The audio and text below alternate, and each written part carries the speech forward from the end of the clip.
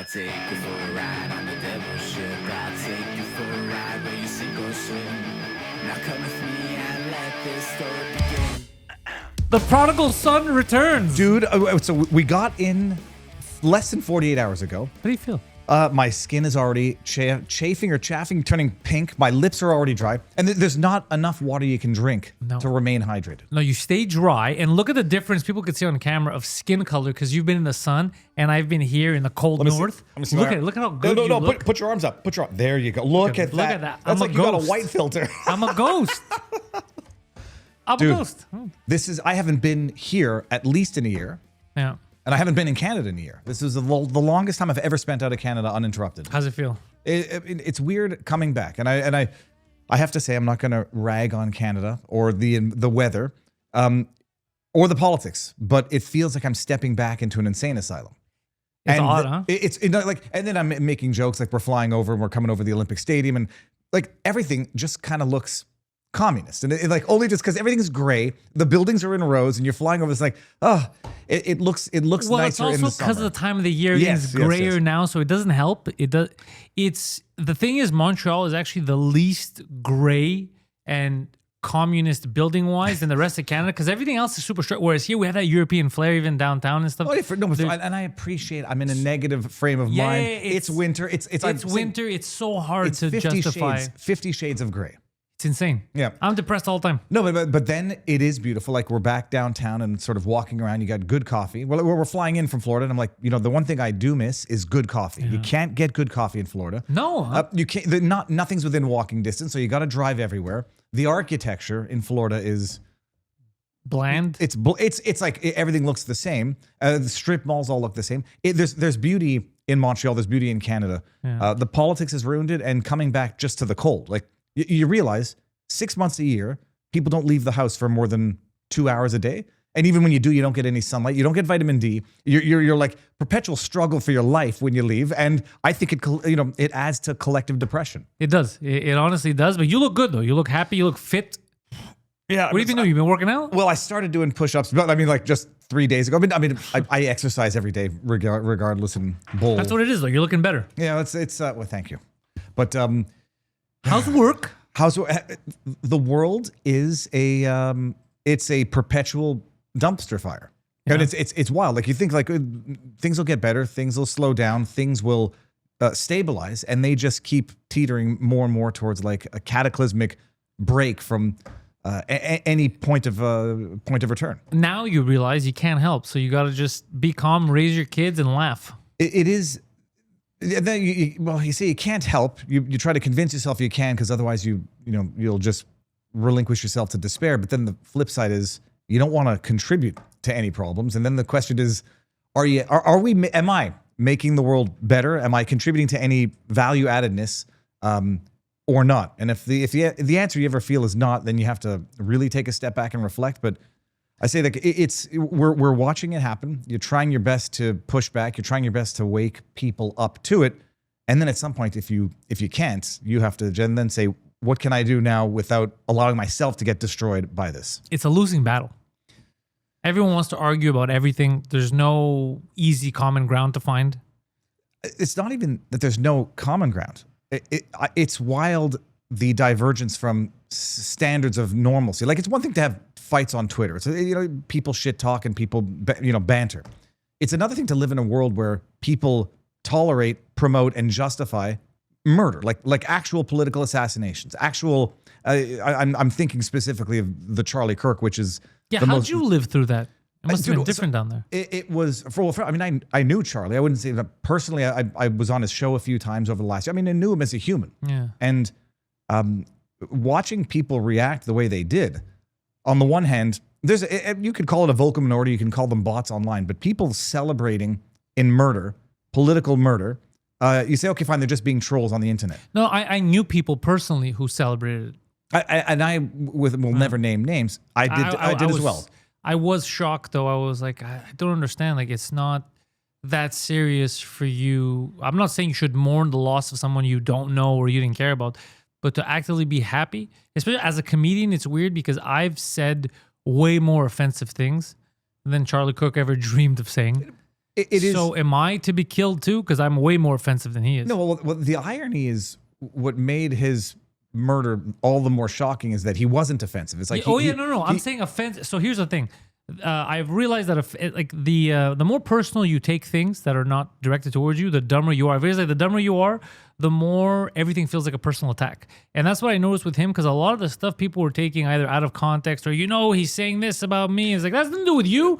And that's not even a real attack. That's literally he's just objectively saying what he feels, which we're all allowed to do. But so he wasn't, there's people who right now spew and have always been spewing actual crazier rhetoric and like aggressive things, and they're fine. This guy who's like, people should get married.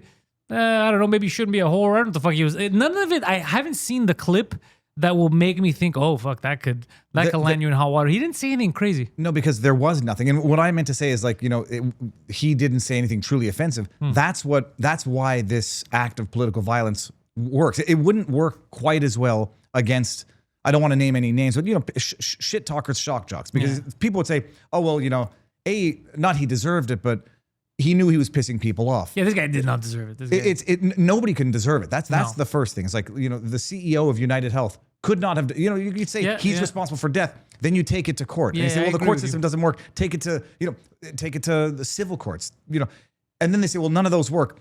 Well, assassination doesn't work. No. And at least you cannot revel in it because it's just reveling in criminality. But people did. And then they say, well, okay, now it works on this guy. He killed people. We said he killed people. Well, now we just have to say that this guy's words are killing people. Yeah. And then you can get the same people celebrating it. And whether or not I have to say, people say they're bots. I know real people. I know real people who are very happy about it. Yeah, and I know real smart people, empathetic people who say, yeah, it was terrible, but he said some offensive things. Which is crazy. That's almost crazier. Like now, before I mourn someone's brutal murder, do I have to go back through their social media history and see, well, do I have to disavow anything they've ever said? No, it's objective black and white, but we've breached that Rubicon where people are rationalizing murder or saying, well, he shouldn't have mouthed off like that, and so now he got a bullet. Well, my best friend had to go to the Supreme Court over a joke. He said too much, quote unquote, like that was offensive. So now is that the next step? If you go too far, someone that doesn't agree should be able to kill you or hurt you physically. Like that line to me as a comedian, that's the way when I saw comedians be excited about it, I was like, you don't have to like him. You don't know. I didn't know much of, what I learned the most about Charlie Kirk? After he died. Yeah. Because it wasn't in my algorithm to follow him, so I didn't fucking know. I knew that he'd go to schools and stuff, and he would do like a change my mind type of thing, but I didn't know enough to be like, oh, this is his. I found out about him more after his death than before. And I was like, this is the poster child for evil? That's what you guys are fucking saying? Nothing that even should be offensive. And even if you're offended by it, well, what is it called? Be offended. Get a little bit more rigorous about yourself, buttercup type be thing. offended, but if... Killing someone because he said something you didn't like, and then having to qualify it. Yeah, it's a tragedy, but he said things like that. That's the rationale of people who want to be the middle ground terrorists. A lot of people say things I don't agree with. I'm not going to kill them, and I don't want them to die. It's not even that. Even the people who deserve to die, you don't do it extrajudicial killing. Like, and even if you do, and it's absolutely necessary, like Osama bin Laden, people dancing in the streets, they weren't, but people celebrating. Yeah, we killed him. It's a necessary evil that you don't celebrate, even when it's absolutely necessary. When you're talking about a bit morbid, that too, yeah. No, but it is, and so we're dealing. You've realized now it's like a regression of society and social norms where people celebrate it, other people condemn it with a but, which is an actual tacit acceptance of it. They're basically saying, "I'm happy it happened, but I wouldn't be the one to pull the trigger." And that is the world in which we live right now. And for comedians who say, but, or he deserved it. Well, you're up on stage in front of a crowd of people. You make a trans joke. Someone might think it's morally justified to stab you on stage. That's the thing. I make those kind of jokes all the time. I joke about anything that I find funny. That's my only line is that if it's funny, I'll say it. I'm not thinking about, is someone going to fucking kill me? So that whole thing, that's what really got to me is I saw people who have kids the same age as him being happy about it. And that fucked with my head a lot. Because I saw that and I go, okay, so wait a second. This guy that none of us know, they probably knew him at the time less than I did, knew of him. And they were celebrating that. I thought, holy shit. So that means that these people are ready for me because I say shit that I know sometimes they might not agree with. So if I'd get killed or stabbed or whatever, they'd be the same people. Be like, They would say, "Oh, he shouldn't have made that joke. Should have made that joke." You piss off the wrong people. Fuck around, find out. But it's crazy. It reveals. I mean, I said COVID was what revealed to me how people could have shipped off their neighbors or turned a blind eye when they were hauled off in train cars. Yeah. You see how society can devolve into rationalizing and justifying outright murder of like the most innocent of people on earth. They say, well, just talk out your differences. And then Charlie Kirk is talking out his differences and gets shot in the neck in front of thousands of people. And yet the people who are saying, just talk out your differences, now say, well, that's somehow justified. Talk out your differences in a way that doesn't piss us off and we won't kill you type thing. Which is insane. It's terrorism. It's terrorism. What do you think about that whole thing? I've been seeing a lot of theories coming out. I saw that Candace Owens has a lot of theories. She's getting yelled at by all kinds of people. She's fighting with like everyone from either the left or the right. Israel is being implicated in this, which I don't rule out Mossad in a lot of things. I mean, I've this, I don't know how much people are talking about it in Canada, but this among the conservative right is like the biggest splintering and the biggest infighting. There's a story of, okay. It's wild. Like the infighting between Candace Owens on the one hand, Tucker Carlson on the same side, Megyn Kelly to some extent on the same side, who doesn't disavow them, and the TPUSA Charlie Kirk side. Like people think Israel was involved and that this is a massive cover-up. Despite, I appreciate the text messages that have been revealed, and I'm sort of not even middle ground on this. What has been revealed? Let me know. So there's text messages. A video went viral-ish before Charlie Kirk got murdered, and it was, I think, it was InfoWars, and I think it's Harrison Faulkner. Okay. But then there's two names that I always get mistaken between. Somebody put out a video shortly before saying Israel, Israel threatens to kill, or Charlie Kirk concerned about getting killed by Israel. Then he actually gets assassinated, and then that video goes viral. Worst timing. No, and then internal text messages involving Charlie Kirk, TPUSA, get revealed. And it says, he's feeling under a lot of pressure, doesn't like the pressure that the Jewish donors are imposing on TPUSA. Which they're known to do. They're very aggressive donors. All donors are aggressive. I mean, that's the bottom line. And people don't like understanding that some of these not-for-profit charitable organizations or even for-profit organizations, the second you take donor money, you are susceptible to donor pressure. I mean, they're not giving you the money for nothing. Yeah. It's not a Jew thing. It's just a donor thing. But typically, you give to certain organizations. You give to Oberlin University. If you find out they're boycotting Gibson's Bakery on the basis that they're racist, and you'll take your donation back, or you won't give the next year. You have expectations, and they can be more or less demanding.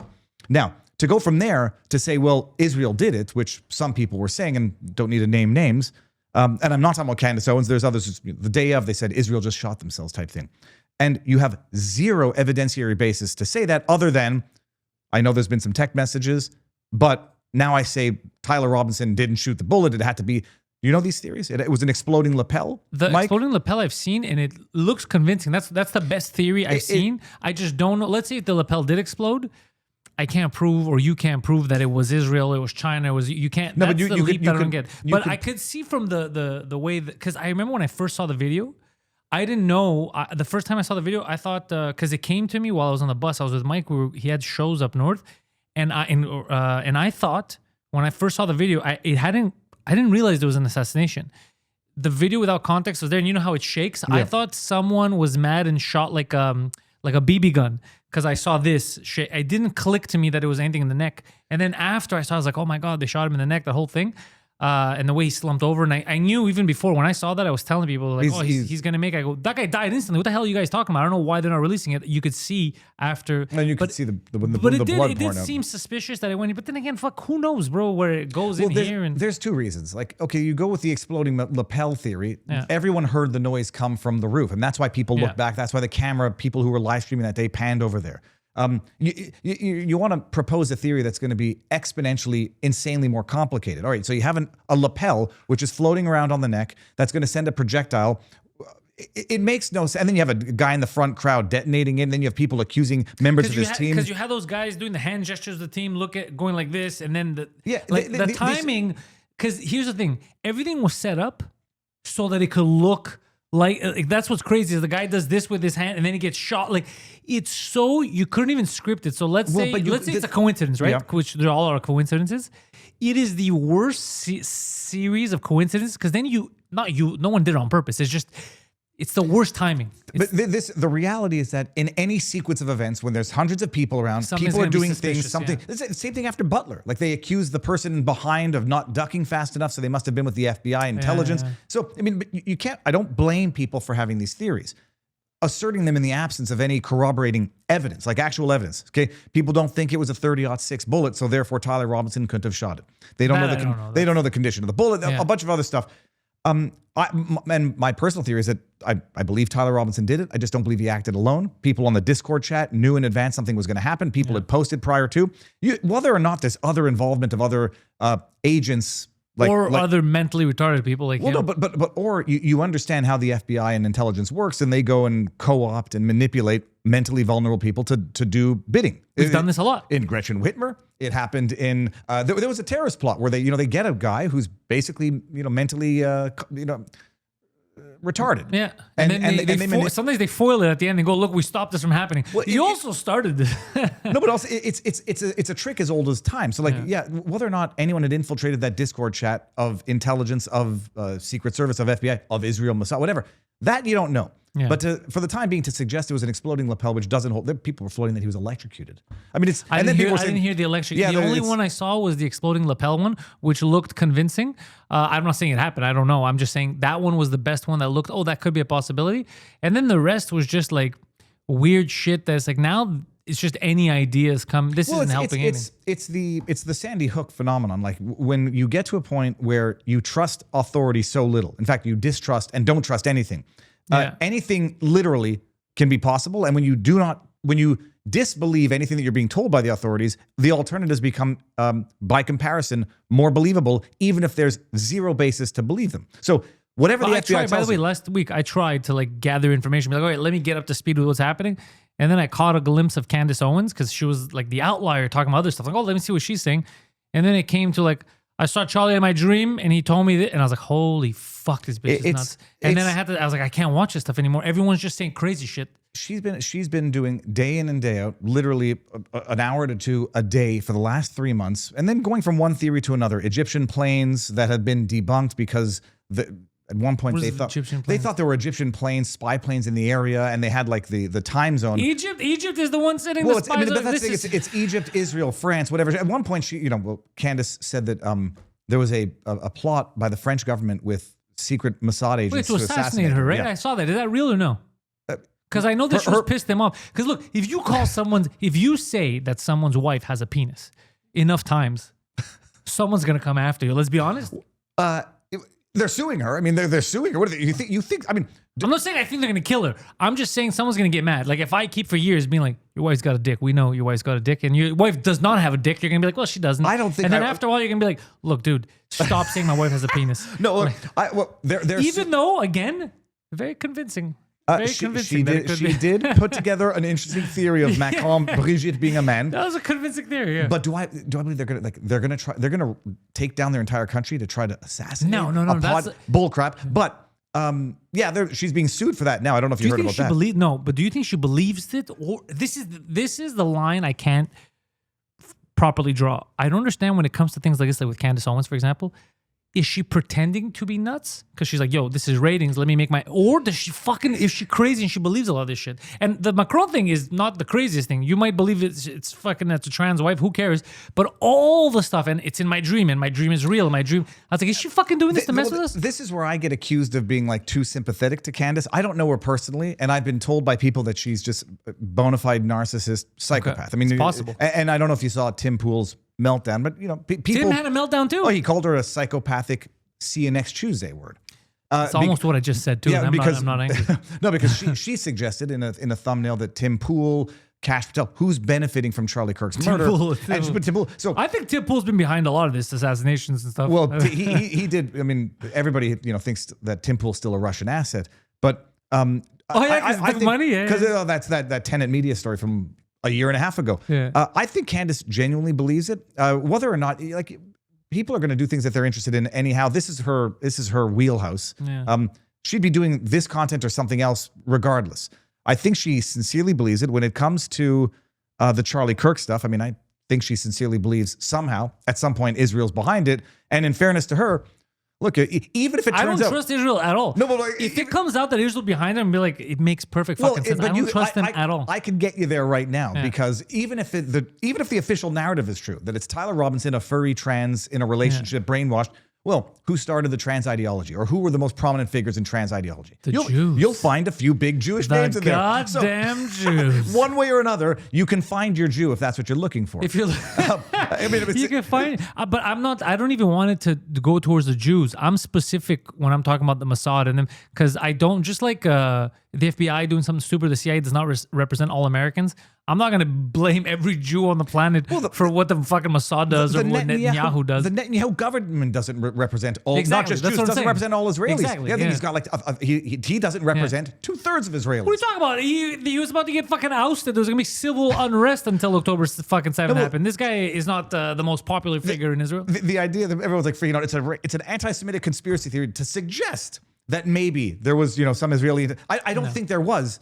But like I say to people, it's like, so you're saying it's an anti-Semitic conspiracy theory to suggest that a country with 60 years of amazing political, and I say amazing in a technological, intelligence perspective, political assassinations might be behind another one? Who the CIA has determined is the biggest espionage enemy of the United States. Who are getting caught bugging things going into the White House. Yeah. Just in the Charlie Kirk situation, other than these text messages, which reveal...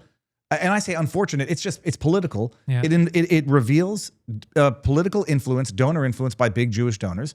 And it's ugly. It's an ugly side of the business. That is not any evidence that Israel or Jews or Mossad were involved in the assassination above and beyond, whatever, having a role to play in the prevalence of transgender ideology. But no, the bottom line, the issue is what some are providing for by way of alternative theory distracts from the actual theory, which is that you have these radical leftist trans ideologies radicalizing themselves on Discord chats and leading to violence. I mean, how many mass shootings in the last 3 years have had some trans element to it? Even the what's his face? Well, the January 6th pipe bomber guy. No, dude. Oh my goodness, this is before we get into it. I got a side note because of something you said. I just don't want to talk about it a lot because I'm waiting to have him on. I have, it's going to be in French though. I might be able to do it in English. This guy is going to be amazing. So it's a guy I used to work with 15 years ago who had reached out to me when we were working together. It was the first trans person I met. He started transitioning, whatever, lost his mind a bit. When I met him recently, came to one of my comedy shows. He was back to being a guy. Okay. And he talked about it. He goes, look, he's writing a book about his experience. He's French-Canadian. He's French-Canadian. He's writing a book about his experience, like one of the craziest experiences he goes, yeah, I was mentally unstable at the time. And they exploited me and they made a patient for life. He's like, I felt loved. I became like kind of a whore. He goes, everyone was fucking running trains on me. Like I was going through the city. Then Sex trains. By the way, my revulsion has nothing to do with trans, homo, whatever. Just trains of rampant heterosexual promiscuity is gross. He was just very promiscuous, but he felt loved. He felt appreciated. Then every time he would question it, there's this whole Discord service about him. He was getting threatened. He's like, what the fuck? He's like, nah, I think it's not for me. They were threatening him. There was one person who's like a prominent leader here in that community who's also a high school teacher. Dude, it's going to be intense. There's messages in the Discord about how fuck these straight people. You should see what I'm doing to their kids, what I'm making them believe, and all that, like crazy shit. And he felt like uncomfortable. So, anyways, now when he's coming out with his book, he's been being threatened by those same people. Well, worse than being a non-believer is being an apostate. So yeah, I don't want to out everything because I even told him because he was going to do an interview. They found out about what he's doing, and he was going to do an interview on one of the major TV shows here. And he asked me, he goes, "Do you think I should go?" I said, "Don't go yet, because you're gonna blow your load before the book is finish the book, have something ready to sell, to promote so people understand. So there's a follow-up. So it's not just you going and being like, this is going to come out one day and then they forget about you. Because it's a very interesting, compelling story about that whole thing. Well, I had on the channel Chloe Cole. I don't know if you know her. She's a prominent recovering from the trans ideology escapee. She had a double mastectomy at the age of 15. And now she's a vocal critic of trans ideology. And I had on another guy. Trans friends in comedy who are the furthest from this cult thing you could imagine. It's like me or you, but trans. Yeah, like well, but it's first so of all, fucking. it's a sexual proclivity. There's nothing wrong with it when it's in adults who are doing, who are consenting in full awareness of fact and law to the treatments. There's nothing wrong with that. People split their tongues down the middle. Where it becomes a problem is where they target and where children are targeted. And Chloe Cole, this girl, she was 15 when a doctor cut off her tits. I mean, it's Dr. Mengele level human experimentation. It's like human centipede level stuff. I had another guy, Tulip R. Ritchie, and he had the bottom surgery at age 20 something. Isn't that the hardest one? They say avoid that as long as you can. He said he woke up after the surgery, and the doctor, who's how old was he? He was in his 20s, but he had some mental issues as well, which were exploited for this. And the doctor, who is like some sort of 70-plus-year-old geriatric, puts a mirror between his legs so he could see his neo-vagina. And he's a British guy, he had a British accent. He says, it looked like someone went at my groin with a hatchet. Well, yeah, obviously. It's not that easy to just recreate a sexual... you can't do it. I mean, what you can do is basically make something that looks like a hole and doesn't function like one. But and he says, look, when I did it, I was an adult, but I was mentally vulnerable. I was exploited, and they created a patient for life. And what do they have to gain from that? I mean, it's an industry. So like once it becomes an industry, fuck what happens to the person afterwards. If they get paid for the surgery, then they've made their profits. But where's the line? Because I'm with you. You shouldn't leave kids alone, let them grow up, all that. But where's the line when it's an adult that's legally allowed to make these decisions?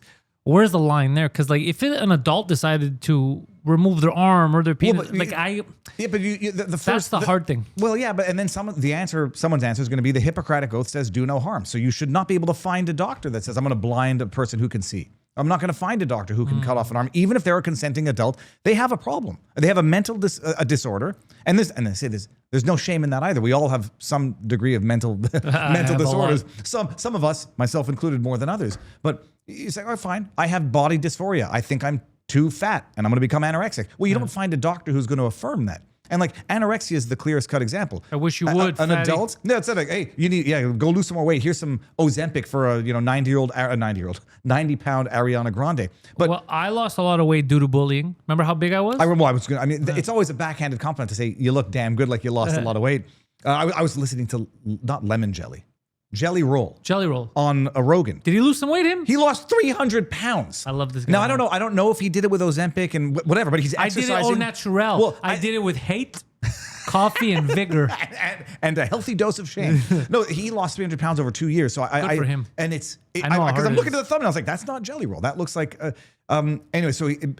What the hell were we talking about? But so bottom line, you find an adult of sound mind who says, okay, fine, I want to cut my arm off because I've always wanted to live like a one-armed pirate. You have to find a doctor who's going to say, all right, I'm violating my Hippocratic Oath by doing harm. There's not, do no harm and don't, hurt anybody. You cut off a healthy arm, you're doing harm. And so it is a very interesting topic. Look at Jelly Roll. It's amazing. Good for Jelly Roll. I know how tough this is. Good for him. And when I was listening to him explaining his journey on Rogan, it was like a 2-hour sob. I'm not trying to make fun. It was amazing. He's talking about how his kids looked at him, like he realizes he's gonna.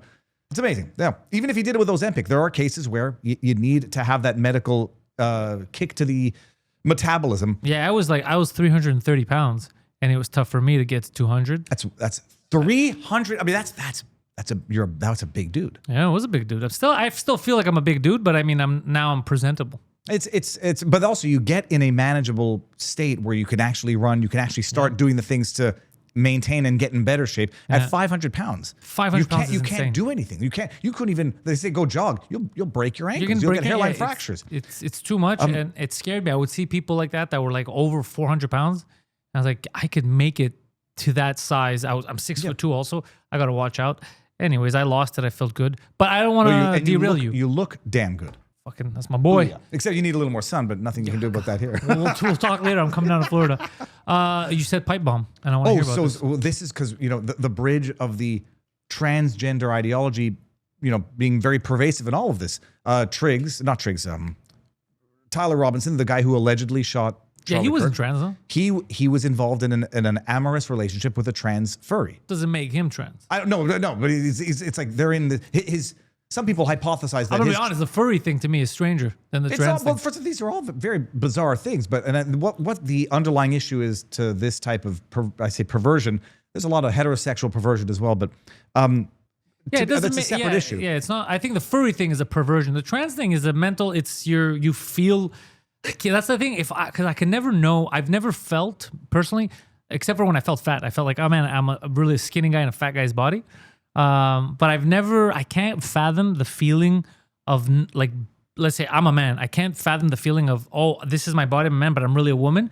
I don't know what that would be like, but I think it would fuck with me way harder than it fucks with a lot of like, let's say trans people. It would fuck the hell out of me if I felt like I was born there. And how do I explain it? How do I express myself? I'd lose my mind. But I mean, in a way, I mean, you know, it's sort of like being gay in a way where you're like, I'm supposed to be attracted to other, you know, the opposite sex by biology, but I'm not. Now, what does that say about me? That might be a mind fuck too, yeah. It's all a mind, but it's also the reason why transgenderism was diagnosed as gender dysphoria, a mental disorder in DSM-5, and not a mental disorder in a judgmental sense. It's like, all right, people are skinny who feel fat and they do things to harm them. You know, they get unhealthy anorexia, bulimia. But so all that to say, in Tyler Robinson's case, he was in a loverous relationship with a trans furry dude in a Discord chat with whatever. The Thomas Crooks, the guy who shot at Trump and killed Corey Comparatori at Butler, Pennsylvania, apparently was into some bizarre stuff as well, at least based on furry stuff. It was something of that ilk, and it was revealed by Tucker Carlson, despite the FBI telling us that, you know, he had no social media footprint. Then we get to the January 6th pipe bomber. What's the last part of that story that you heard? I mean, I live it, so I assume everybody knows the it is. Jan 6 stuff. No, the thing is, I try to avoid all this shit because I want to be happy, and it just it makes me angry. Because some of the stuff that made me angry in the beginning was, I remember when it was obvious that there was like FBI people there and a lot of, because this happens in a lot of protests. There's been a lot of development since. You didn't hear that there was a bombshell expose which allegedly identified the pipe bomber. No. Okay. Oh, this is amazing. Well, it's amazing, and I can probably announce this, that the journalist involved who broke this story for The Blaze, Steve Baker, oddly enough was unannounced and unforeseen, hospitalized this morning, at least according to a post by... This just happened? The hospitalization just happened, and this is not my... This was posted by Kyle Seraphin, who's an FBI whistleblower who's been following the story as well. So, to back it all up, 5 years. Remember, we don't know who the Jan 6 pipe bomber is. It's like the biggest enigma from January 6th. They got everybody and their grandmother. They couldn't find the person who placed 2 pipe bombs. 2 pipe bombs at the DNC and the RNC on January 6th that could have blown up Kamala Harris. And you don't remember hearing a damn thing about it at the time. There was a brief announcement, and then that was it. It disappeared. And then it became revealed in some subsequent hearings that 2 pipe bombs, which we're now being told were active, could have blown up, could have killed people, were placed there. They were found within 15 minutes of each other. There was no lockdown. There was no, are there other pipe bombs that we need to look for? Oh, yeah, that would have been... They magically find both of them within 15, 20, maybe 25 minutes of each other because they know exactly where to go to look for them. And no lockdown, no nothing, no, oh shit, there's other pipe bombs. Okay. Suspicious. Everybody who'd been paying attention to that said it was an inside job, that the theory was they needed there to be some sort of chaos on January 6th to create the insurrection or far-right extremist terrorist narrative that would interfere with the counting of the ballots so they could claim insurrection, go after Trump, go after all of the Republicans for the next 4 years, which they did. But because the Capitol got breached before the bombs were discovered or at the same time, they said, well, we no longer need these bombs. So it literally just got swept under the rug. They arrested everybody and their grandmother, literally. I remember the guy with the face paint and the hat. Yeah, the Q. Well, they called him the QAnon shaman. I've had him on the channel, Jake Angelo. Nice guy. I've become good friends with at least a half dozen directly of the Jan 6ers. I mean, Jake Lang, who's now in big trouble, he's got a fatwa issued on him because he went and slapped a Koran with a bacon up in Michigan. He slapped a what? He slapped the Koran with some bacon and then tried to burn the Koran in Michigan to prove a point. I'm like, it's not even the way... He proved the wrong point. We know. I told him that's not a point you need to make. We all know that. Well, I told him this. I mean, there's a difference between showing immigration problems and being deliberately provocative. Where you burn a Torah, you burn a Bible, you're asking for trouble. I still don't think there should be a fatwa on someone. I understand that you're offended, but it's fucking stupid. It's not activism. It's provocation. But no, but it's juvenile to want to kill someone because he burned the Quran or the Bible. Of course it is. But I think in terms of highlighting the problem, and I've had this discussion with him viva voce. It's like you're just going to get people saying you're being an asshole. Yeah. And you don't represent even what I do, and we sort of agree on this. So but Jake Lang was in jail for 4 years. He got a pardon. Lectern guy has become a close friend. Adam Johnson, the guy who stole the lectern. Oh yeah. Dude, we vacation. He comes. He can't. So he's a good dude. He's as good as they come. I mean, it's a sincerely down to earth, wholesome guy who has been. I mean, he's religious, and I think there's some very. What did he think about when it was happening? Was he like? He was in jail for 70 days. Oh my gosh. The prosecutor who prosecuted him, who wanted him locked up, who didn't want to give him bail conditions for a nonviolent, they called it theft. He never stole it. He never intended to steal it. He just took a photo with it. He moved it 20 feet, took a photo with it. His prosecutor stabbed someone in a road rage incident about a year and a half later. That's actually funny. I like the prosecutor. Let's get the prosecutor on. So he's following his prosecutor's case and his prosecutor got better bail conditions for stabbing someone with a pocket knife in a road rage incident because he said he had to stab the guy because it was an officer to subdue him so that he wouldn't flee the scene of the crime, which he wouldn't do. Hold on. He stabbed the guy that was running away? The guy wasn't even running away. Apparently, the guy had a medical emergency in his car, so he hit the car in front of him, then rear-ended and hit the Stabby McGee guy behind him. And the guy's blocked in. Like, the car's not going anywhere. He goes, and I don't think he breaks the window, but the window was obviously open. He goes with a pocket knife and stabs the guy repeatedly in the arm. The guy goes to the hospital. I like his style.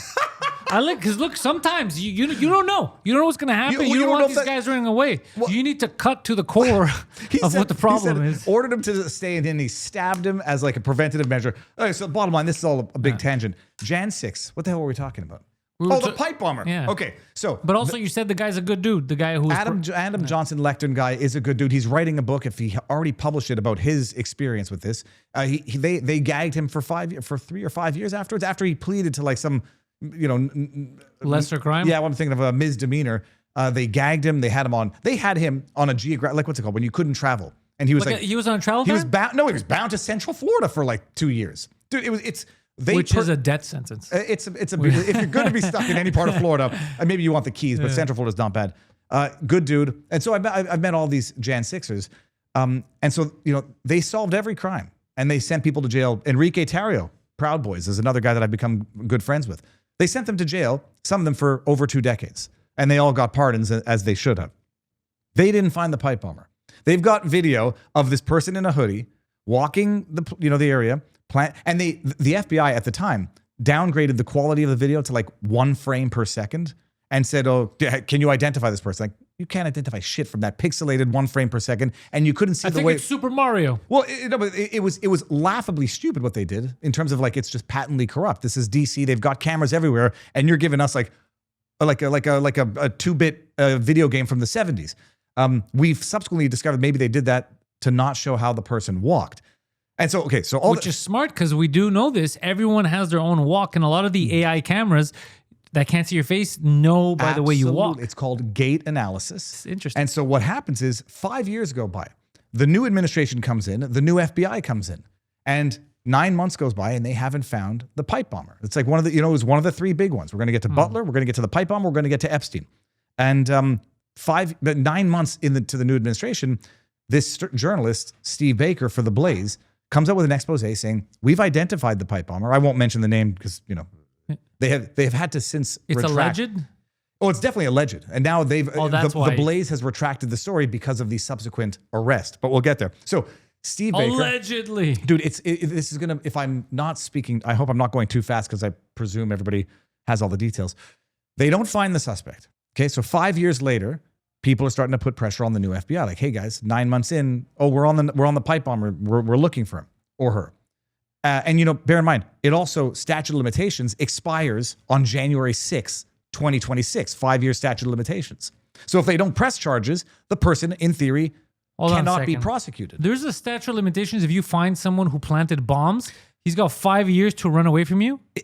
Unless he's actively preventing you from discovering it, there's a statute of limitations on most crimes. Some crimes don't have statutes of limitations, like murder, terrorism, which is where Doesn't this fall into terrorism? Not because the bombs never went off. If you're trying to blow up Kamala Harris, and that's not considered terrorism, you would think that would be the caveat to this. Otherwise, it's just explosives. Actually, whatever. he was going to blow up everyone. He was going to blow up. He was going to blow up Trump, whoever he could. Harrison, whoever he could. So you're trying to blow up political leaders and political opposition members. That's not terrorism? I mean, I think it would be, but then I even think the terrorism statute that had a bigger statute of limitations, it involved actual violence, actual bodily harm, and not merely an attempt. But even set that aside, there's a statute of limitations of 5 years. People are getting pressure. Steve Baker, the Blaze, comes out with this bombshell of a story that says we've identified the person, and the person is a Capitol Police officer. And we know based on a 92 to 98% certainty with the gate analysis, because they got access to video that was not 1 frame per second, but smooth frame. And they got height, they got body movement, they got a distinct limp in the right leg. They identify a person who happens to be a Capitol Police officer. They start getting attacked by everybody, by the media, by the DOJ. And then a month later, the DOJ comes out and says, "Oh, we found the guy." And it's a 30-year-old autistic black guy who lives at his parents' place, who is somehow, and I say it's black always guy. one of these goddamn autists. Well, but the reason why I say black is relevant because, you know, if the video is high enough quality, you can see skin color, presumably. And he's not black? Well, I mean, it depends. One thing is for certain. This is so ridiculous. They're like, no one's going to ask any questions. Blame the black guy. Like, the video, he's clearly white. You're like, no one's going to ask. The video, we can't tell because, you know, for all the video we have, we can't tell skin color. One thing that is abundantly clear for anybody who knows the autistic kid, he's borderline nonverbal, borderline dysfunctional. Kid, man. A video just got released of him in a car accident because he can't drive a car. What was he doing driving a car? Well, and like, you know. Wait, hold on. He says a car theft. He's a car thief. No, but so it's even more amazing. They discover this kid based on evidence that they've already had in the file that put his cell phone within the vicinity of the pipe bomb's path. What the fuck are you talking about? There's thousands of cell phones in that vicinity. Well, at this time, you know, it's quiet because it's you know, it's the middle of COVID. But they say, okay, well, here's the path, and here are the pings that we've got, so we can match up the pings with the locations. Except even in some of the pings, they exceed the perimeter of the cell tower. The bottom line. I have one question for you because you've investigated this as much as one could. From what you know, from the videos you've seen of this mentally handicapped child, is he a child? He's 25 at the time. He's 30 now. Okay, 25-year-old. The answer is 0% chance it's him. There you go. Does he seem like he's a political kid? This is how absurd it is. It's a non-verbal autistic child. Everybody in the neighborhood who knows him says this is ridiculous. He walks totally differently. He walks with headphones and face down, basically, listening to music in his own world. His legs are disproportionately short to his body, and his feet are abnormally large in comparison to his body. And everyone's like, who sees it? It's like, that's not him. 0 chance. The affidavit where they arrest this kid say in 2020, he was buying pipes and caps and steel wool. And that was basically a year and a half before the bombs were placed. So they say he bought multiple pipes. Did he pipes. buy that shit? Well, they say he did. It could be household items. We don't know what else he bought with it. The affidavit in support of his arrest, I said it's relatively thin. Some other guys who I think, you know, I respect their intelligence say it's a good affidavit. If we're gonna blame a random black guy, I say P. Diddy. Well, dude, I think P. Diddy probably has more connection to this than Brian Cole Jr. So they identify this kid a month after the Steve Baker Blaze journalist expose. And the expose found someone else. Yeah, a Capitol Police officer who, as of today, hasn't sued, hasn't demanded, hasn't sent a letter of demand, and hasn't sought damages for defamation. No, if I was about to blow everyone up and I got away with it, I would keep my mouth shut. Well, that's one theory. And I was thinking, like, oh, well, they retracted the story. The retraction was sort of, you know, based on the arrest, we can no longer assert this story, but our sources confirm it, you know, affirm it to be true. So a month after that story that implicates the Capitol Police, they find this random kid. Poor kid, dude. Everybody says there's not a chance in hell. He's still being detained right now. He admitted to it after a 4-hour interrogation by the feds. Yeah, they probably offered to let him go watch WrestleMania. Well, the prosecutor in this case is the same prosecutor who was involved in the guy? No. Even worse. That would've been involved cool. in the January 6th persecutions. It's the same prosecutor who, for whatever the reason, is still working for the Trump administration, who withheld exculpatory evidence from the Jan 6 defendants. It's the same prosecutor who was involved in the Michael Flynn, where he pleaded guilty to lying to the FBI because they threatened to go after his kid if he didn't plead guilty. Kid's fucked. And so, well, there's a lot of eyeballs on this story right now, and it doesn't add up. But that's the latest in January 6th. And then I just got news this morning via tweet post on X that Steve Baker, the journalist involved in that story, has been hospitalized. So It's fucked up. Did he receive a retarded anthrax letter in the mail? You know, he's an middle-aged guy. He's been under tremendous stress for the last few months. So, you know, things happen, but he's sufficiently cautious that I know he wouldn't be opening envelope from fan mail without what about a hazmat suit. So what's Trump doing about all this? Well, that's the problem also. So Trump, Trump is operating the biggest corporation in the world, the federal government. And whether, the buck stops with the president, but at some point, the president appoints people. And if those are bad appointees, shit happens. And I've been pretty critical, not from the get-go, because I would have preferred Matt Gaetz to be the Attorney General for the Department of Justice. I gave Pam Bondi the benefit of the doubt. And she's bungled everything as far as I'm concerned at the DOJ. Yeah, she's a little bit out of it. I remember when she says there's no such thing as the Epstein files. There's nothing to see here. Can you appreciate? But that was a week after she said, "Yo, I got this shit on my desk." Appreciate what she said. I have the file on my desk. We're going to be disclosing it. You're going to be shocked. There's nothing to release. There's blowback from the community, myself included. 6 months later, Trump says, "Okay, release it." Thomas Massie, Ro Khanna passed that bill. Trump signs it. And then it went from, it's on my desk, there's nothing to see, it's a hoax, to there's too much to release within the 1 month that we had to release it. And so we're not going to release all the documents we have to within the time frame. And didn't you say there's nothing to release? So this is at Todd. There's a guy named Todd Blanche who's in there who's lesser known, but he's working there with Bondi. He's Trump's former attorney. From what I understand, he was a Democrat, and from what I understand, he was not necessarily always Team Trump. They're fucking everything up on the Epstein file for no bloody good reason, and it's causing a rift where when she comes out and says, "No, there's nothing to see here," and then Trump starts saying, it's a hoax, because what I believe is that, by the way, this hoax is so heavy. We don't have enough time within a month to release everything. Trump doesn't always use the best words. At one point, remember when he said I was being sarcastic, I think, when he was talking about injecting bleach, or when that thing broke 5 years ago. He wasn't even being sarcastic. He was being hyperbolic. He was being hyperbolic. So he says I'm being sarcastic. It's not the right word.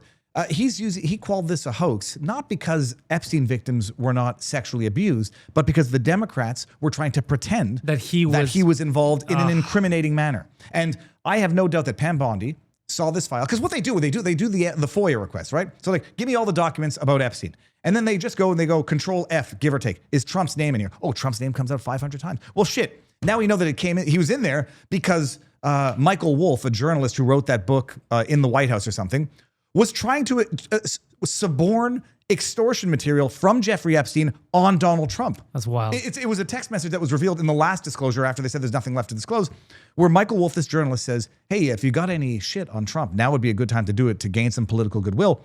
Trump is so he not said it to Epstein. In so many words. He's like, now if you have it would be a good time politically to throw Trump under the bus.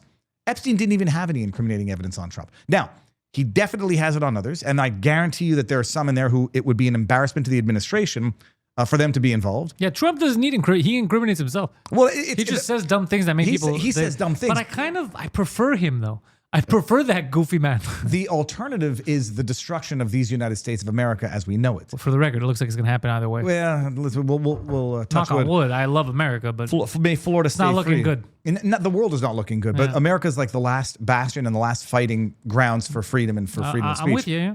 But so it's been an unforced error from the get-go. Now they've started releasing documents last Friday. They released a 119-page transcript, grand jury. I saw some troubling Bill Clinton photos. Oh, dude. Okay, we'll get to that in a second. But no, they released this file. It's 119 pages.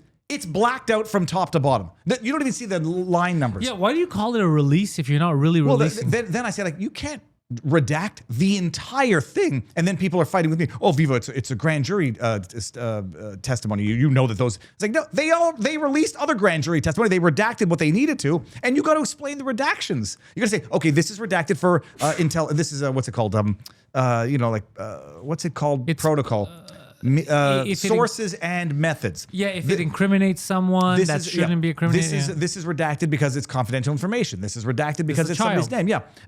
No, there was no explanation for the redaction, and you just can't do that. And then they say we need another few weeks because there's so much stuff. After we were told that there's nothing, release everything, and we decide. Fucking release it. What's going on? I think it's at the end of the day, you go to the bank, It could be the biggest bank in the world. It's only as good as the teller in front of you that day. Yeah. They've got their teammates and they got their team members. And if you don't want to assume malicious sabotage, then they're just incompetent. They don't read the files. They don't have the expertise, and they don't rely on the right people to say, yeah, Trump's name is in there 1,000 times. But it's only because they're saying, hey, gang, let's get Trump. Let's get Trump. Oh, Trump's not in here. Yeah. So, or they know that there's other people that they have to protect, and it's going to cost some goodwill to Trump. But that's the latest on the Epstein files. I mean, that was as of Friday of last week. They were supposed to release it all under a bill that Ro Khanna and Thomas Massie passed. They released some Didn't stuff. they get stopped? A few weeks ago, I remember they were talking about, okay, we're going to release the Epstein files. And, Yeah, and the Republicans pushed them. And then the Democrats said, no, don't release them. And I was like, what the fuck's happening? Didn't you say release them? What's wrong with everyone? I mean, the details as this goes along, it goes back and forth. And then some people say, we're supporting it, and Trump's hiding stuff, and then you push comes to shove. Release it. Yeah, and then other people start chickening out. But bottom line, they passed the law 30 days, and as of Friday, they didn't release everything. They overly redacted some stuff. They removed some stuff from the internet after having posted it, which people are flipping out about right now. But you saw Bill Clinton's O-face. I don't know if you can pull up these two pictures. My audience has seen these ad nauseum. Two pictures. There's one of Bill Clinton jacuzzi? getting a back massage by Virginia Giuffre. You've seen that one? He's in a chair and he's like, oh, and he's like, it's like that look of like an underbite because he's in such ecstasy from this deep tissue massage. It's a good massage. From You need Virginia a good Giuffre. massage sometimes. I don't know who Virginia Giuffre is, but you need a good massage. She was one of Epstein's bona fide sex victims who committed suicide in Australia. A child? As a child, she was 15 or 16, and she just committed How suicide. good can that massage be from a child with their little hands? It's first of all, it's gross. I don't even like. I mean, nobody touches my body except for my wife.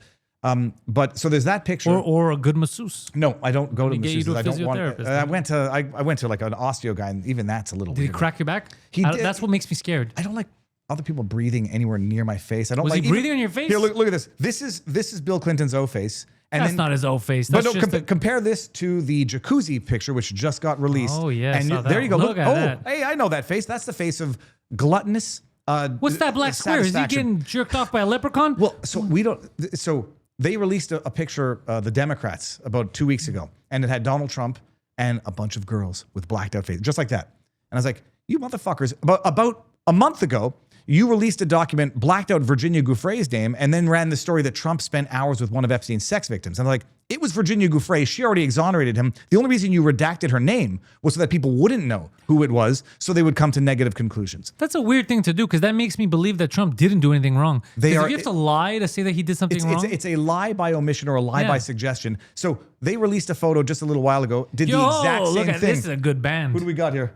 Let's see here. Oh, I can't There's remember. Ghislaine Maxwell in the There's front. Clinton on the right. There's and who Clinton. are these? I don't know who the other four dudes are. I hope they're sex slaves. It's so gross. But no, so they released this picture of Trump and 5 or 6 women wearing leis, and their faces were all blacked out. I was like, you did this before with Virginia Giuffre. I guarantee you're redacting these faces. They're adults. They're probably at some pageant, and you're trying to make it look bad. And I was 1,000% right. But it's been a big fuck up. I mean, it's been Kevin such Spacey. an unnecessary. What? Go back. Where the hell is Kevin Spacey? Kevin Spacey's on. Hold on, which one's Kevin Spacey? Kevin Spacey's right there, right to next the right. to Clinton. Yes, I was looking at the left.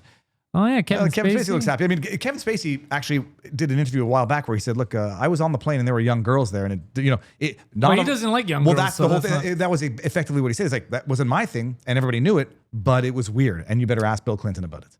Oh, paraphrasing. I might be paraphrasing, but he was like, "Yeah, it was weird. Everybody knows dirty shit was going on." I think I could get Kevin Spacey on the podcast. If you could, that would be amazing. He needs a platform. I want to see what this child molester's been up to. He got acquitted, and the incident, the kid was not a minor back in the day. But, really? It was with the guy who they were at a house party and they were drunk, and he said he took advantage of him. But I don't think he was a minor at the time. He wasn't a minor. He was. Kevin Spacey might have been in his mid-20s. I think the other guy. I don't remember offhand. So I shouldn't say okay. That does change things. So that's the Epstein latest debacle. Okay, so we're nowhere. We are effective. We're getting stuff now, but here you go. Look at that. These are there's just always hanging out with Chris Tucker.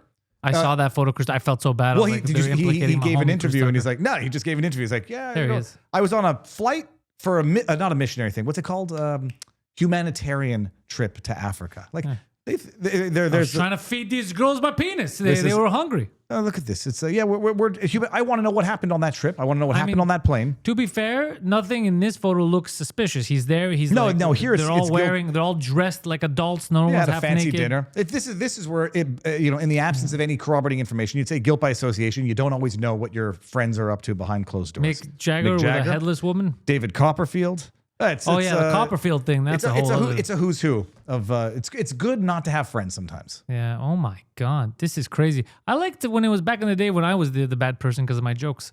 And I tell my kids this all the time. Like, I know that I'm relatively eccentric and quirky and have my own issues. At least you're not. I'm like the most. I'm the normalest person on earth compared to what actually happens. And this is what I discovered in the practice of law. Is like when you understand what goes on behind the closed doors of people within your community. Oh, that's Copperfield, no? That's Copperfield and Ghislaine Maxwell. Yep. Oh no, I got a message. I got a message, my boy. Dude, my boy Chris. It's been so long since we've seen each other since we've done this that we haven't gone over the last Canadian election. No, we have not. Dude, how's life in Canada? It's the same that it was. It's not good. People are. No one has money. Taxes are too high. Infrastructure is broken. They're trying to slow down immigration because they just realized maybe we overdid it. They try to slow down during the election. Pierre Poilievre doesn't hammer that nail as much as he should have during the election. Pierre Poilievre was invited to come on this podcast before the election to explain himself properly because they were saying stuff that he wasn't defending himself against that had nothing to do with him. He refused to do it. His team that I was speaking, from what I understood, his team was like telling him, podcasts are for Trump. You can't do it. They're going to think you're Trump if you do podcasts. So he didn't do it until day of. He did one stupid podcast. It was too late. And he lost his own election. So I was like, what a dummy. What a fucking, I don't know what you. It is the expression of snatching a defeat from the jaws of victory. Yeah. And that's what he did. And now I don't know how much help he could have possibly done because the country's in pretty bad shape economically. It's broken. It's fundamentally broken, and I say this, like people say, "Viva, you got out in time," and then others say, "Viva, you're a coward. You should have stayed and fought." I'm like, first of all, what? Well, I'm not. Like, how would you fight? You're one dude. No, by paying more taxes to a government that can use that tax dollars to further oppress me. Like, the only guilt that I have is that there are good people who want to get the hell out of here who can't. But for, good fortune, good timing. I was able to get it, if only for the time being. That's why I told you got to connect with Don Jr. Dude, you're gonna get your ass down there for January 6th, 5-year anniversary. I'm not going to plant pipe bombs. I know what you're asking me to do. I will not plant pipe bombs to help the mentally retarded boy. I'm going to leave something with you. Just before I go back, I'm joking with the world. No, we'll figure this out because what is happening is how did Venezuela turn into what it did in a matter of decade plus? Intellectual. What's the word I'm looking for? Exodus. Yeah, financial exodus, brain drain. And how do you compensate for a dwindling population? Is you import and you say, look, the population's growing. We're a successful country. Here's the thing, though. They don't even have jobs. That's the problem, is that you were bringing in new immigrants that were telling them, yo, it's amazing here. You're going to love it. You can make some money. So they're like, fuck, Canada's amazing. They come here and then they're like, why'd you lie to us? This is bullshit. I knew people who went back to Ukraine during conflict because of how miserable they had it here. And it's even worse than that. So they're like, okay, foreigners come, we're going to give work benefits. You'll get paid, like you're going to have a salary for foreign workers, employ a foreign worker, pay him X and whatever. And then you find out, this was the Tim Hortons story, that they're paying them $35 an hour. It's a subsidy to the company, and they just exploit the foreign worker as modern day slaves. I mean, it's broken. And the problem is, I was giving Pierre Poilievre a hard time during the election. I don't know if you follow me on Twitter, but I do. People were saying, Viva, you're not being fair. And I was like, first of all, there's time to correct what I'm saying right now. This is not destructive criticism. This is wake the fuck up here. I don't even like Pierre, and I don't like the Conservatives. I ran for the PPC, but this is your election to lose, and you think you're going to outlib the Liberals by not doing podcasts and by letting the Canadian media dictate your strategy? Congrats, you're going to fucking lose, and you got your ass handed to you. And then I've got Conservatives guys saying, well, Viva, if you had done it any differently, it would have been a Liberal majority. It went from a Conservative supermajority to a Liberal minority, and I'm being lectured that my criticism was unwarranted because had he done what I was saying, it would have been a Liberal majority. Bullshit. If that's what you believe, that means that his ideas are fucking insane.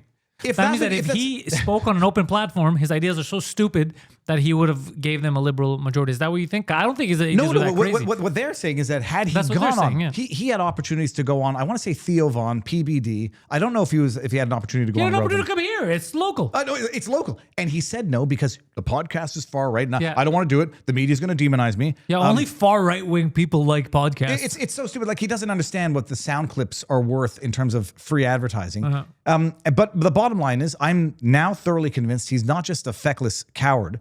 I believe he's a thoroughly corrupt part of the problem. And you've been following the ostrich story? Dude, didn't they murder a bunch of birds here? We can't say murder because murder is the unlawful killing of another human. But they slaughtered we don't know how many because we don't know how many were left. This is a story I followed for a fucking year. And nobody really cared about it at the beginning.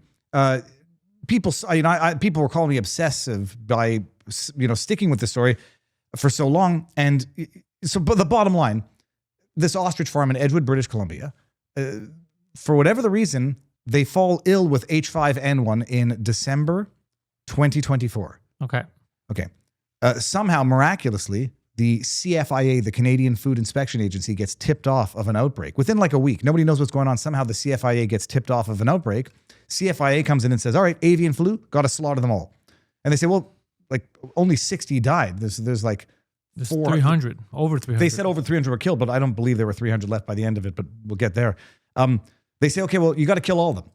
And they're like, well, we only tested 2 corpses. Anal PCR swab cycled to 40, so people know the amount of false positives you get out of that. And what good is a PCR test, which was never supposed to be a diagnostic test for H5N1 in the first place? They say, kill all of them. They appeal it, the order of this administrative body. They go to the federal court in April or May. And I was telling I've been in touch with I had the Katie from the ostrich farm on. I said, the longer it takes to get a ruling on the order to kill, obviously the stupider it gets because they've survived and they're healthy. Yeah. So there's no need to kill them 5 months later. The federal court says, well, we're deferential to these administrative bodies, which were created by the government because they have sufficient expertise that makes our oversight sort of secondary. So unless they're acting totally unreasonably, we have to defer to the authority of these specialized tribunals. Kill them. They appeal it to the Federal Court of Appeal. It gets heard in August, give or take. 8 months out, the birds have all been healthy for 8 months. And then the federal court unanimously says, nope, we affirm the federal court lower decision, kill them. What the hell? They take it to the Supreme Court. In the interim, the CFIA with their RCMP goons comes in and occupies the farm. Like, just straight out, we're coming in to kill them. They're like, we're going to the Supreme Court. We've got an emergency stay now, so you can't kill them. Well, they've got custody of these birds it was like a 40-some-odd day standoff. And so the CFIA, who doesn't know shit about ostrich farming, ostrich care, comes in, takes custody of the farm, the home, like basically the entire property, turns it into a military zone where they have checkpoints and RCMP guards. I want to actually go a little fast because it's a long story. In that time, I mean, to be fair, the Canadian military found a war that it could win, so there's a plus. Oh, well, that's the only thing they can do. They set up a kill pen with like bales of hay, 3 high, 2 wide, so they could corral the ostriches in to slaughter them, which is what they ended up doing. But in the meantime, the CFIA didn't know how to deal with these ostriches. One of them died from malnutrition. Then they said the ostrich died because it was sick, and then CBC committed suicide. No, but they say it died because it was sick, lending to the idea that these birds were somehow ill and needed to be culled.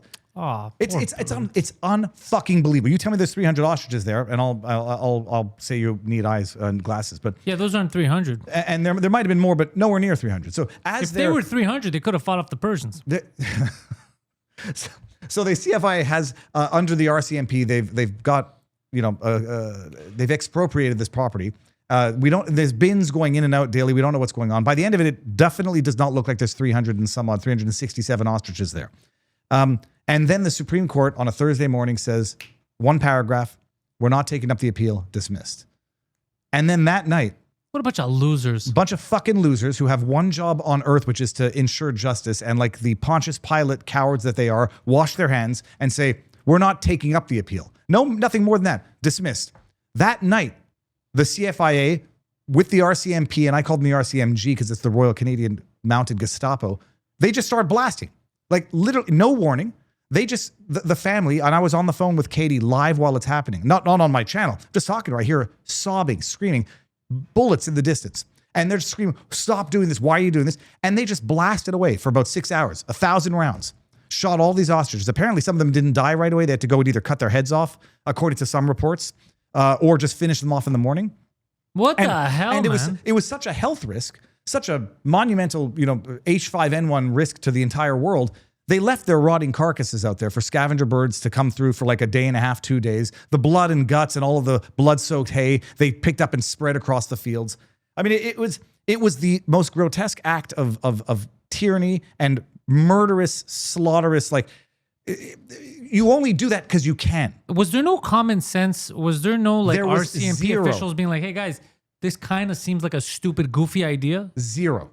Nobody stopped and said, not only zero common sense, I got into a fight with a scientist.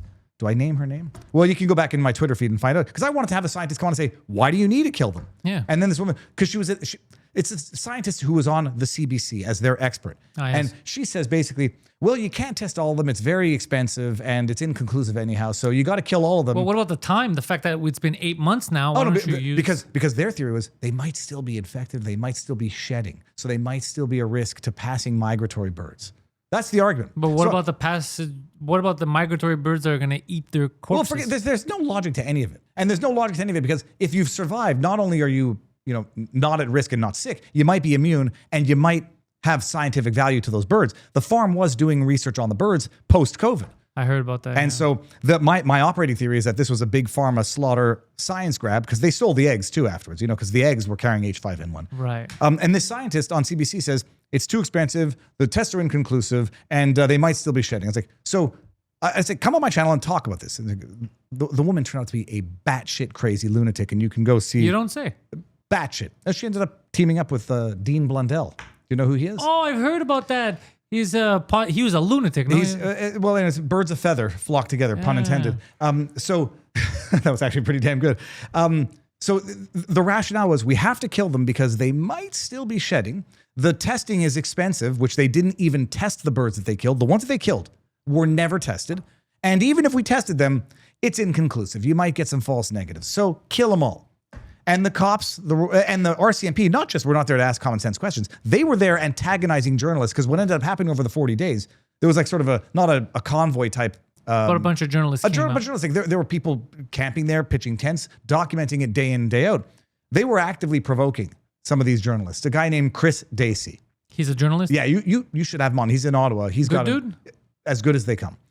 Chris Dacey, Dacey, Dacey. But he's not like one of those guys like I got a vlog in my basement. Like, no. This guy went down and spent 40 days there. Like this guy and has an interesting past experience. What does he work for? He's independent. Okay, I like that. And he's had his run-ins with Antifa. He's had his run-ins with Trantifa. And he was on site there. And the cops are basically threatening to arrest him for doxing police officers because he was reporting. But he reported on their names and addresses? Well, not even addresses, like badge numbers, or not even reporting on it, just reporting. And by the way, there's an exemption under the law that they threatened him with, which was for journalists. But what the cops were doing was, as this progressed, people were like, well, we're going to boycott there you go. We says we're going to boycott any company that has anything to do with this. So the shipping container or the containers, the companies started getting calls and they're like, okay, well, we're going to back out. You want to kill these birds? Find someone else. The Holiday Inn where the RCMP were staying said, get out. We don't want you here anymore. So go find another place to stay. Oh, good job, Holiday Inn. But then what they started doing is blocking out any identifying numbers, any badge numbers, any license plate numbers. So we couldn't know who was coming in to ship out the carcasses afterwards. And then the reporters were being threatened and intimidated by these Gestapo agent police officers who sat there. And I don't know if I don't know who shot the birds at the end, but the RCMP were definitely there and facilitated a wholesale slaughter for no better reason. After they slaughtered the birds, they stole the eggs. And Canada has just moved on. And Pierre Poilievre said fuck all about it. Oh, he never said anything about these birds? You'd think he'd say something. One thing once, which was in response to a question as to how he feels about the ostrich situation. He says, well, this is just another example of liberal incompetence.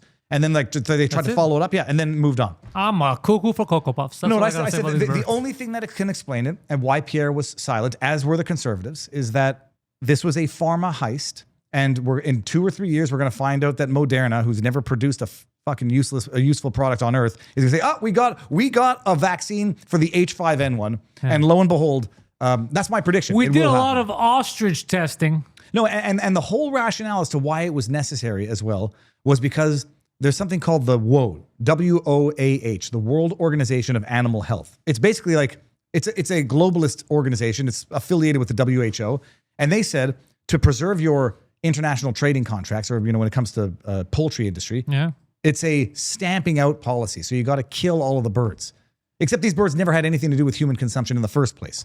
It's called the woe, man. So they killed out the birds because under this globalist treaty or contract or agreement, they had to kill out all of them, stamp them out so that they could be in compliance with this globalist WHO agreement. Well, here's the thing. I know nothing about this, so they could be correct, but it doesn't seem correct in my head. Like it doesn't. My common sense meter is like, this doesn't make any sense. But I'm not the guy to argue this since I am not a scientist. No, but you don't need to argue it. You can just ask like a question. Virus has killed almost 9 million birds. No, the virus hasn't killed 9 million birds. The government kills the birds because authorities say bird flu poses a low risk to people right now, but in animals, both wild and domestic, it's causing global devastation. Go read this. I guarantee you, if we read this article, it's not the virus that killed them. They were slaughtered or culled. I would bet pathogenic dollars avian to influenza donuts. Hippi refers to those bird flu viruses that cause severe infection in poultry. There we go. No, right there. Data obtained by the DW shows almost 9 million poultry birds have been culled worldwide. Oh, yeah, they didn't get killed by the fucking virus. Wow, and you want to know why? You want to know why eggs are so expensive? Because they're killing all the chickens under the pretext of H5N1. You want to know how 20 million people starved to death under Soviet Russia and Mao Zedong's communism? Do you want to know why the chicken crossed the road? Because it was getting shot. Shot at. Oh, yeah, you know how many people have died from H5N1? I think in the last 5 years, globally, maybe 5 or 6. No one in Canada has died from it. Were they all Chinese? I don't know. One person was hospitalized, and that was the case that they used to justify slaughtering the birds. She was hospitalized. She had underlying health issues. She was hospitalized and then maltreated in the hospital, and they used her as the excuse to slaughter these birds. It's people have to understand this. How did 20 million people die under Soviet rule? The government comes in and takes over farms and kills animals and doesn't know what the fuck they're doing. Yeah, that's the other thing is the incompetence thing that we have to talk about. They don't know what they're doing. They don't know what they're doing. I don't CFI, want them to take over private businesses. And that's how it's like, oh shit, how could that? It can never happen again, right? No. For people who don't understand, and I'm going to make this as simple as possible. The government is just people. People, you probably know people who work for the government and you're like, that's not a smart person. Exactly. Now imagine that person, okay? Running an industry they know nothing about. That would be like me if for some reason we have a shortage and they're like, look, Pantelis, you're taking over the lithium battery plant. I don't know how the fuck batteries work. Like, what are you talking about? I see you always on your cell phone. And I don't know. If I'm the last guy on earth, I'm not recreating any of this stuff. I don't know what's happening. Is there anything on earth other than the use of violence that government has done better than private enterprise? Maybe child molestation. Yeah, maybe that. Maybe human trafficking. Maybe human trafficking. Wait, that is done better than private? No, it's always private industry. And so you get government coming in. They don't know shit. They rely on their independent experts who are government-funded experts telling them what they need to do. And you end up with COVID. It's like, oh, shit. Well, the experts that were funding, that we were suppressing the alternative theories and the voices of the dissenting experts, well, they say we got to do this. And everybody just washes their hands of the incompetence. And like, speaking of COVID, Dan Hartman, Sean Hartman, his son died of the COVID shot 33 days after the Pfizer shot. Oh, God. He's suing Pfizer. And Kayla Pollack, she was rendered a quadriplegic after a Moderna booster after 2 Pfizer shots. She's suing Moderna.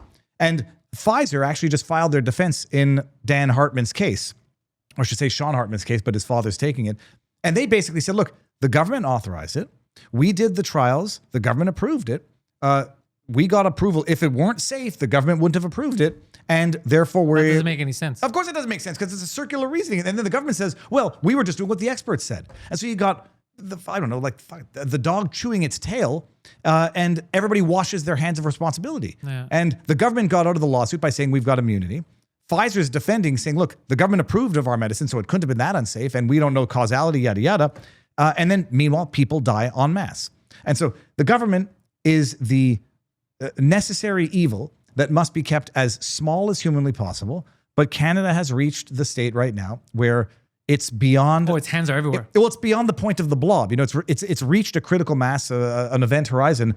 What does it say? Like 1 in 5 people work for the government, either federal or provincial.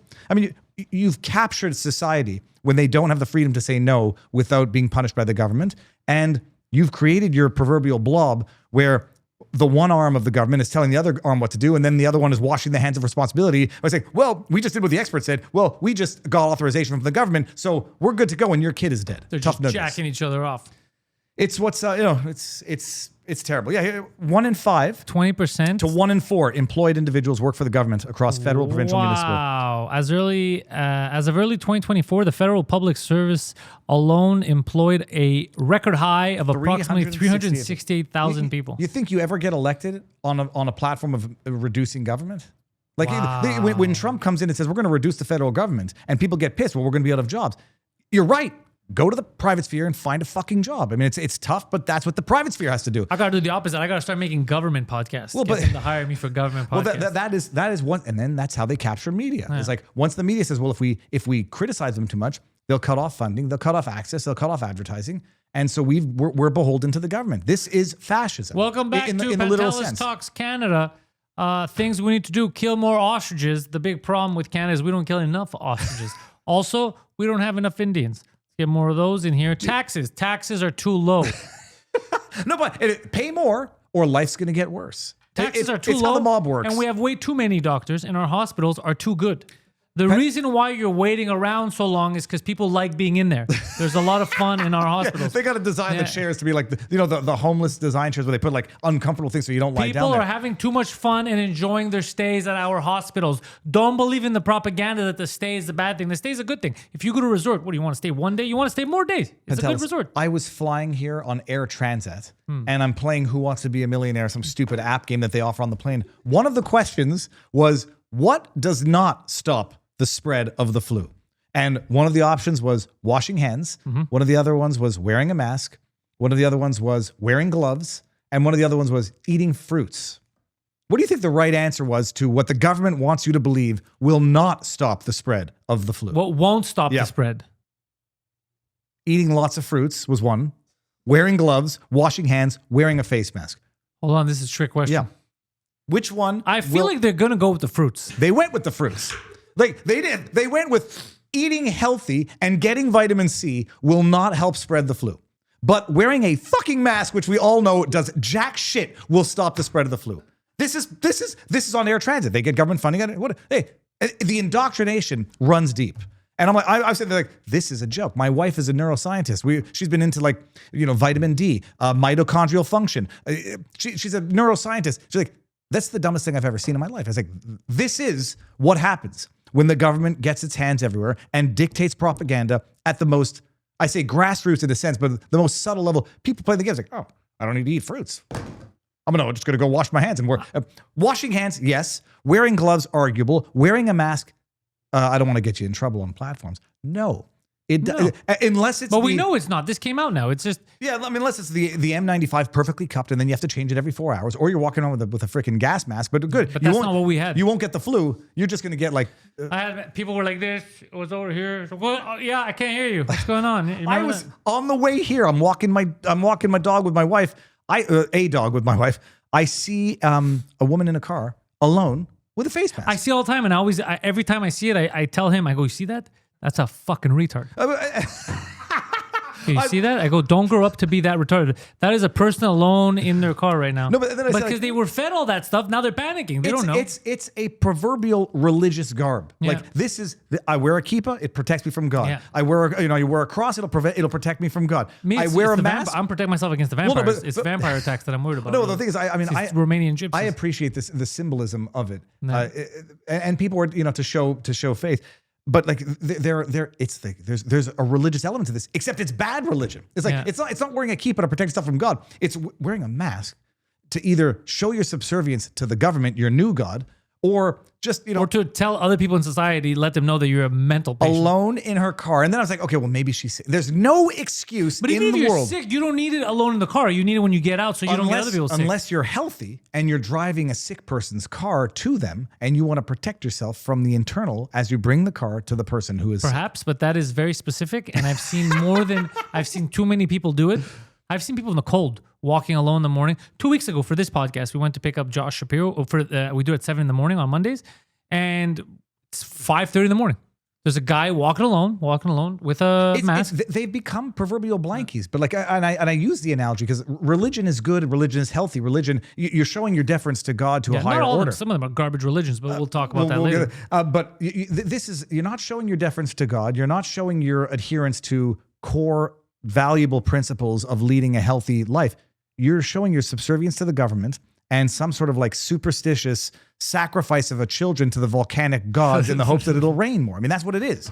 And you step over the border and I see far too much of it, or at least exponentially more of it here. I did go to DC, saw a lot of it there. And it is funny. It's political. It's like DC, New York, California to a lesser degree because it's too damn hot. But it's a bit of a mayhem right now in the California. California's, when was I? I was there last. I saw. Such a beautiful state though. Geographically, it's the most gorgeous place on earth. You got snow, you got beaches, you got ocean, you got the best surfing waves on earth. You got even LA. What I loved about LA was that you can wear whatever you want whenever you want. You can wear a big jacket in the summer because they don't have the humidity we have here. Like it gets cold at night. I mean, that's fashion. You can be fashionable all the time there. But you also see cracked out people running down the street naked at 8 a.m. I went to this is a true story. I go to fill my car up before bringing it into the airport. It was like a horror movie. Like I pull up there, and have you seen Eurotrip? Eurotrip, of course, yeah. Okay, so remember when the girl's naked on the beach and all the guys are like, girl. I'm at the gas station. I couldn't even figure out how to open up the gas thing. And so I'm like, and literally, it's like zombie homeless people just literally coming. Viva. And so I'm like, shit. I get in the car and then I drive away and I Google how to open the How do you cap. kill the homeless? No, you don't kill. That's not. Who was it that said something like that? You start Googling. You're like, how many homeless people can I run over before people start asking questions? That's not what I thought at all. I was like, okay, I'm gonna get in the car, figure out how to open it. What if they're white? Will I get in trouble? So then I finally figured out how to open up the gas cap. I come back, and another cracked out homeless person comes up to me and says, "You want to buy my scarf?" And I was like, "No." And I was like, it was. And then as I'm driving away, I literally see a beautiful scarf, and you're like, God damn it, I made a bad decision. No, I see a 6'2" guy running down the street butt naked at 8:30 in the morning. Just like it was out of a movie. Like I'm like, oh, this is LA, but this is downtown LA in the industrial area. What do you have against natural jogging? Why do you hate nature? Why do you hate nature? No, the reality is the guy's penis was much bigger than mine, and it made me feel inadequate as a man. Especially because he had tits. It was.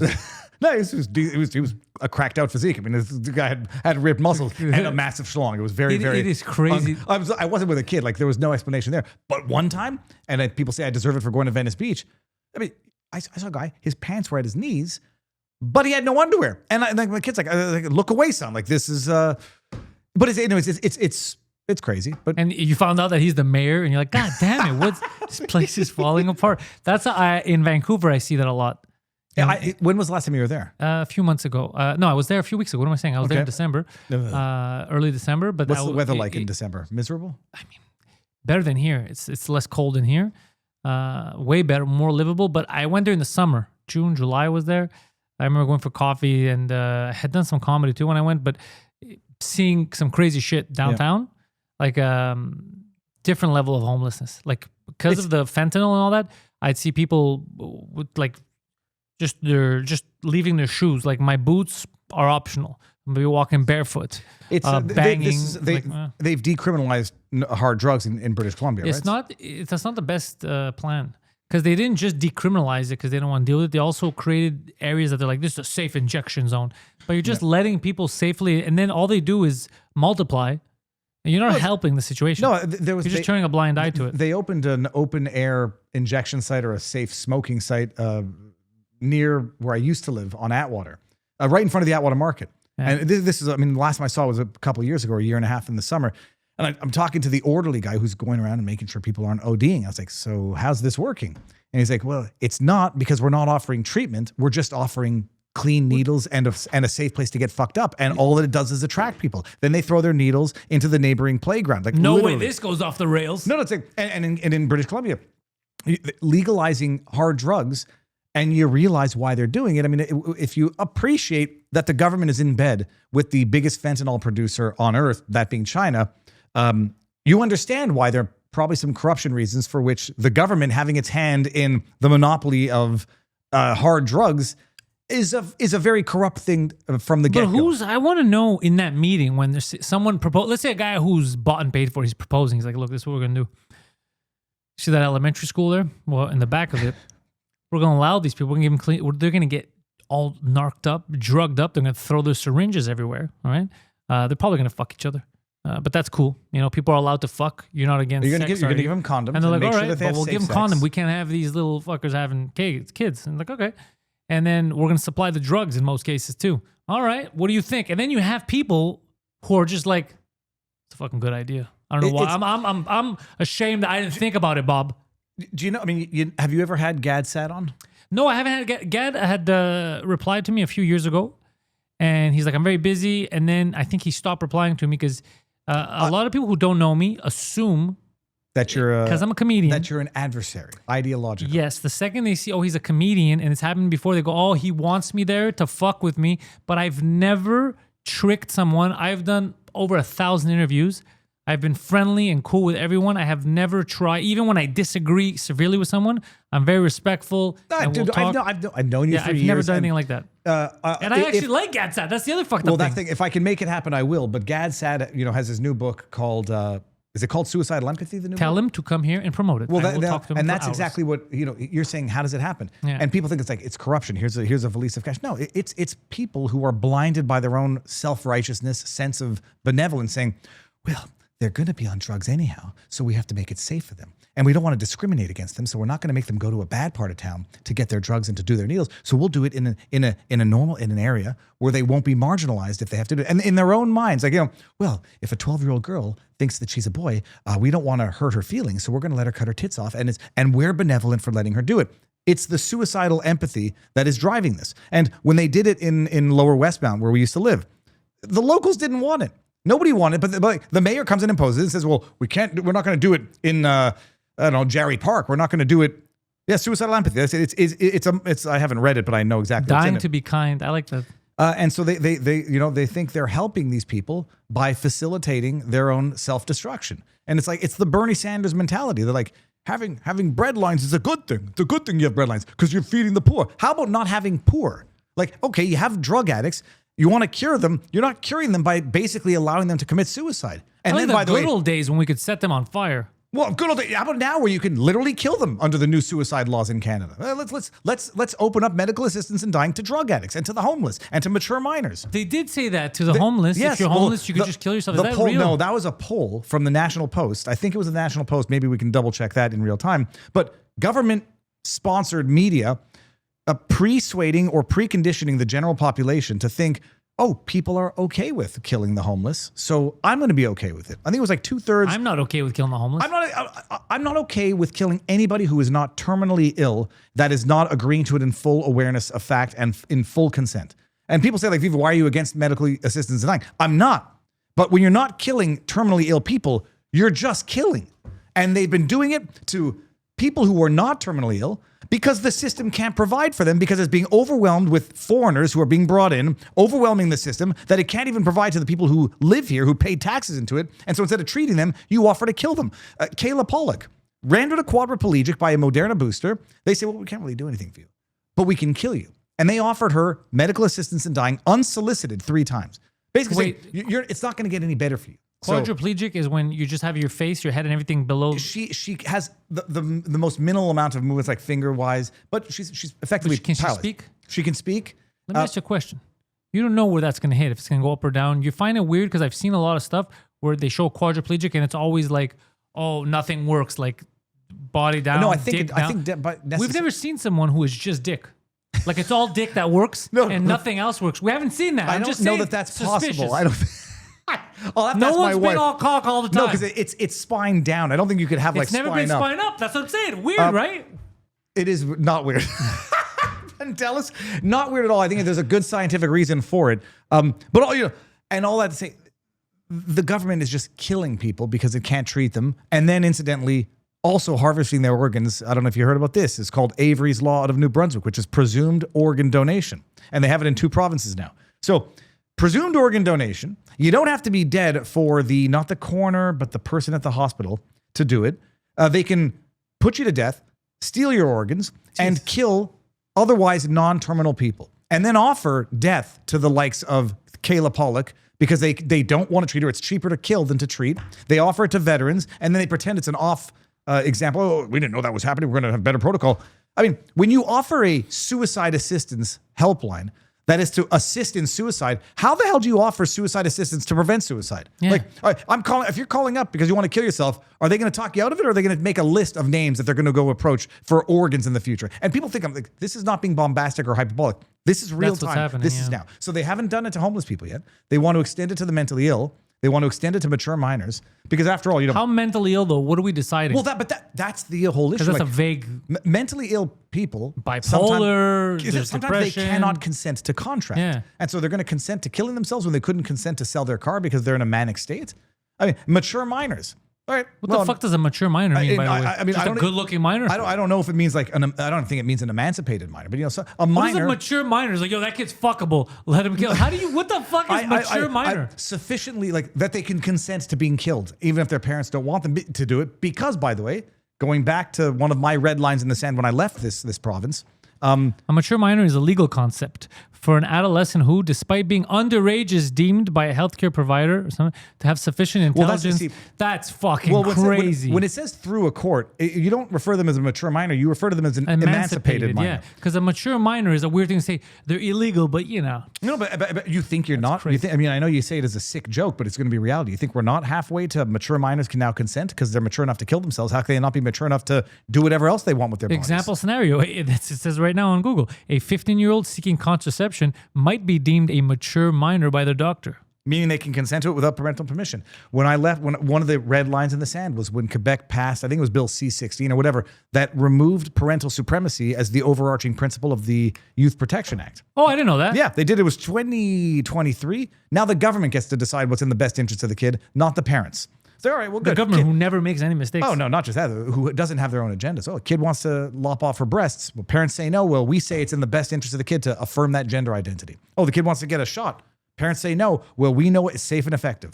I am all for affirming whatever the hell you want as long as you're a consenting adult.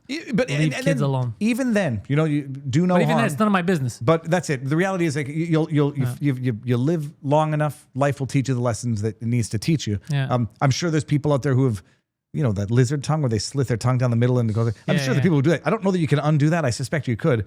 But you want to mutilate your body as an adult, and you can find a doctor who's going to do it within the bounds of the law. I don't think you need a doctor for the tongue thing. Oh God, I don't know how you do that without. You just need a really loose butcher. Or what are those like the letter openers? You just run your tongue down the middle of it. Oh, but anyway, that's what's going on here as well. I mean, I'm still following everything that's going on in Canada. It's just it's the pits of the despair. It's madness. Oh, he's showing that this is so lizard tongue. gross. Wow. Oh my gosh. That is, I mean, that's good for them. Cool, but that's gender dysphoria. Like that is sorry, that is body. That's body dysphoria or body dysmorphia. That is irreversible. You can't show it now. Go look up the grossest tattoos of all time. You never realize. A deliberately split or forked tongue is surgically fixable. Ooh, a naturally occurring lizard tongue appearance such as. Okay, so you could reverse this. This is nice. Yeah, imagine if you reopen the wound to and a then natural seal it. appearance, often making it difficult to tell if it was ever split. To see. The surgeon removes the healed skin scar tissue from the inner edges. And all right, well, I'm done with that. That's disgusting. Well, Viva, thank you for ruining my morning. Oh, no, I'll ruin your morning. Go look up the tattoos. Nasty tattoos. By the way, butterfly wings on the inside of a woman's thigh and the torso of the caterpillar is the vagina. That you'll never unsee once you see it. Butterfly wings? Don't bring it up now because it's like if you that's an actual thing that you saw. Yeah. Like I look up the worst tattoos ever. Yeah, don't look him up now because I don't trust him. And then they have some who use the butthole for very curious portions of the tattoo as well. So one of the funnier ones. Your wife, she walks in like, "What are you doing? Research. No, research. I did research. The lube is my dry skin. First of all, the government sees everything, so bear that in mind. Yeah. One of the good ones though was in the pubic hair region. It was the corner was shaved out, and it was a little stick figure of a guy pushing a lawnmower. That's funny. That is funny. That's funny. No one's gonna see it. No one's gonna see that, and then even if they do, they won't. The belly button. I've seen Dave Bautista used to have a sun. I think he still has a sun around his belly button. Oh, the sun is the best thing. He might have done the sun to hide what was there beforehand, which probably a dick hole. No, the ones I have seen is people. There was Never mind. I think the cultural enrichment of this discussion has Well, Viva, I would like to thank you for coming on for another Christmas podcast. There he is, Dave Bautista. That's what I was talking about. Yeah, he had like a sun over it. dear. Okay, Just no, something. that's not bad. that's not terrible. If you're gonna have a sun tattoo over your belly button, that's the one you want, I guess. Now he looks like a lesbian, but before he was jacked and shit. So, Sir, Viva, thank sir. you so much. Links are in the description. I look forward to seeing you in Florida soon. Pantelis, on you your come down. new home turf. We go fishing. We go everything to the beach. I got stuff to talk to you about after the podcast. Thank you, Viva. My You're the pleasure. man. Thank you. Welcome everybody to the thoughts in my head. All my confessions are the latest trend. I'll post them on my feed for you all to read. No remedy, no alibi. It's only me, myself, and I. Memories I've captured, times gone by. We've built this prison cell 'cause we can't trust ourselves.